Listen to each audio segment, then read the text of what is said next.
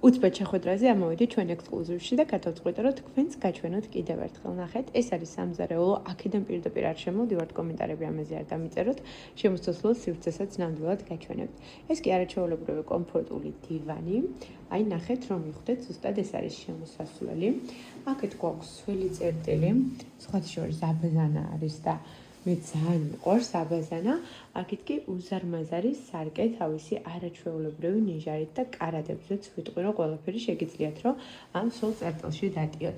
აქეთ შეგიძლიათ დამატებით გააკეთოთ, რა თქმა უნდა, სარკე, ეს მისაღების სათავსოები და ეს სივრცე უკვე გაჩვენეთ. იქ რა თქმა უნდა ყველაფერი შაშენებულია, ჭურჭელსარწყო მანქანა, მაცივარი, ასევე მიკროტალღური ღუმელი, საცხობი. აქეთ კედლის ფერი მომწონს და ორი ძალიან ლამაზი ჩაშენებული კარი გვაქვს. მისაღების სივრცეს ასევე აივანი აქვს.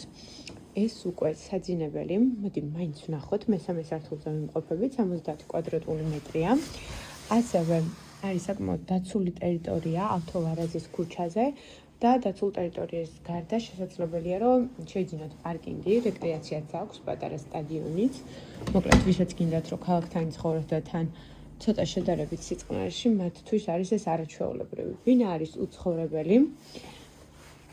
წინ აქ ჩერდება მშენებლობა, ეს არის საპარკინგო სივრცე, არავითარ შემთხვევაში არ გეგონოთ საცხოვრებელი კომპლექსი. და აი ესე გამოიყურება საბოლოოდ ჩვენი ბინა.